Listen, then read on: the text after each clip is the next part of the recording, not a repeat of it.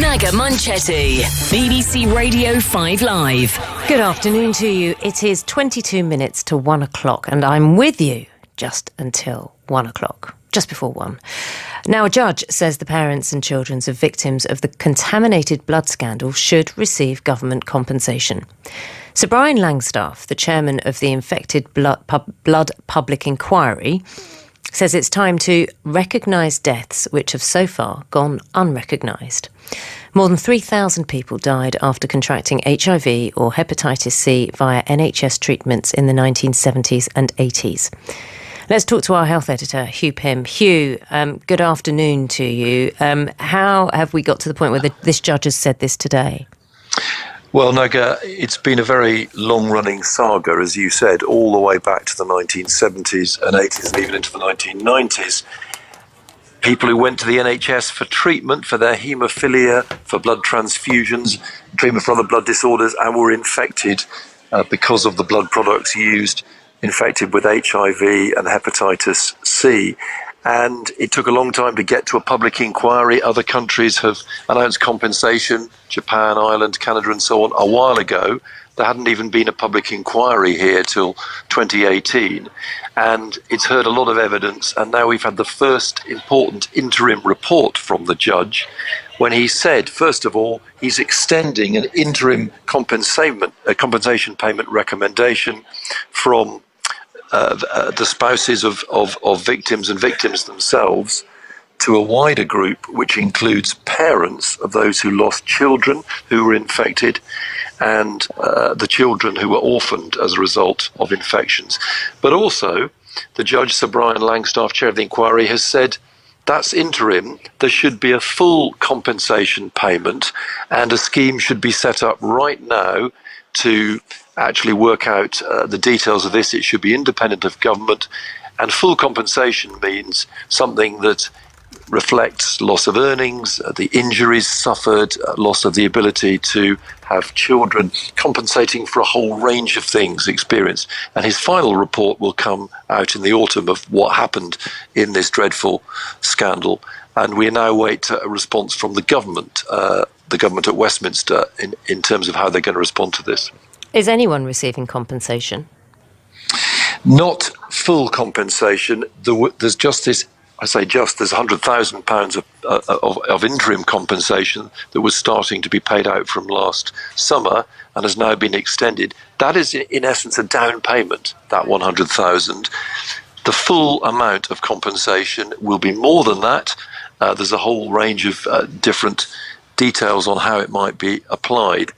But I think there's a sense here at the inquiry amongst victims and campaigners I've spoken to that what they've campaigned for a very long time, full compensation for a whole range of losses that they've suffered, as well as their injuries and their health, is on the horizon. But it's up to the government now to say, yes, we will take on board Sir Brian's recommendation and get going with this right now. Ministers have said before they will go along with generally his recommendations, but I think the sense amongst campaigners is they want this to go ahead right now. Hugh, thanks so much for that. Thanks for bringing us the news that's just coming through. That's our health editor, Hugh Pym. Well, Neil Weller, who's in Banbury, was directly affected by this scandal. And Neil joins me now. Neil, good afternoon to you. Hi, Naga. Hi. Nice to speak to you. And you. Pity we're not talking about something more cheery, really, or something more, less life-changing and damaging. What happened to you? I'll tell you what, I've been looking online in the last half hour, and the whole community, it's like someone's finally listened to us. It's been 40 years of being swept under the carpet, and every single government just passing us by. Finally, we feel that we're nearly there, It's like a 10... I can't describe it. You can obviously tell by my voice. Yes. It's just nice to be where we are. Well, I mean, shall we let our listeners know kind of how you've been involved in this, why you've been involved in this? Because you were affected with hepatitis C through contaminated blood.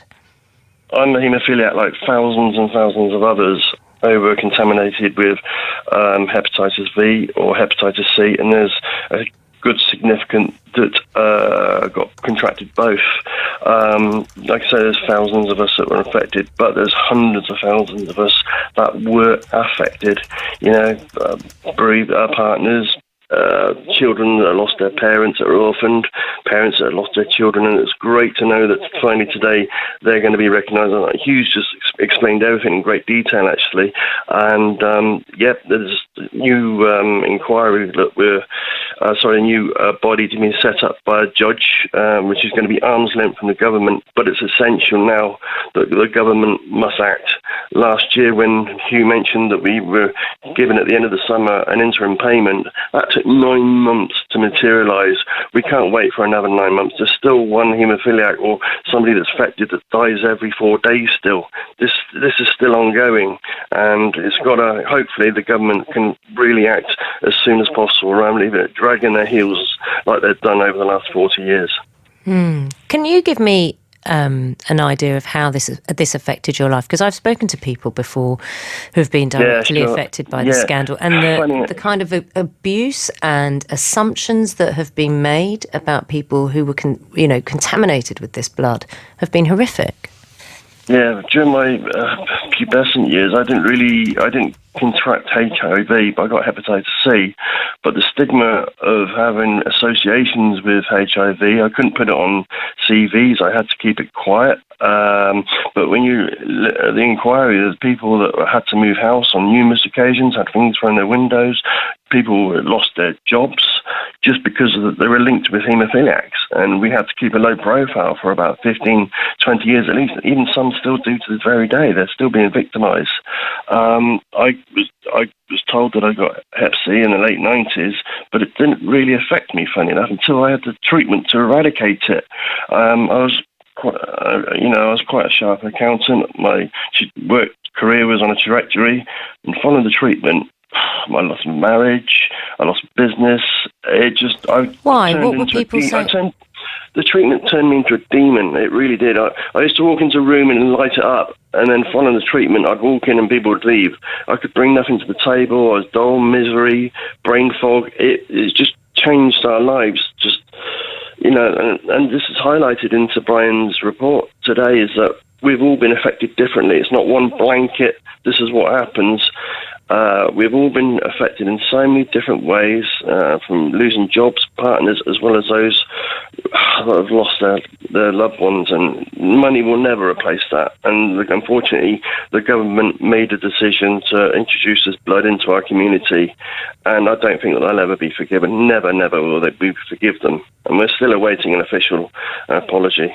Hugh was saying that some people are receiving compensation, but you say this isn't what it's about. I could speak to you for hours. We all could speak to you for hours. There is so many different layers to this. There are so many innocent people that have had their lives, their livelihoods, and their loved ones taken away through treatment that they thought that was going to help them, and in fact, it did the opposite. It turned their lives around on a negative way. We started by talking about you saying, the community, you're seeing the comments. It's about being listened to. And Sir Brian Langstaff, the chairman of the inquiry, says it's time to recognise deaths which have so far gone unrecognised. I mean, to not be recognised, how can you describe to me how you were not recognised? To put it into proportion, we were asking many governments over the years to do an inquiry, to look into what's happened. And like I mentioned previously, we were neglected. It's like they were just, because the underlying line, it was going to cost the government thousands to recompense our losses. We were always kicked into the long grass. There was never any eagerness. There was never any, okay, let's get to the bottom of this. It was always the opposite.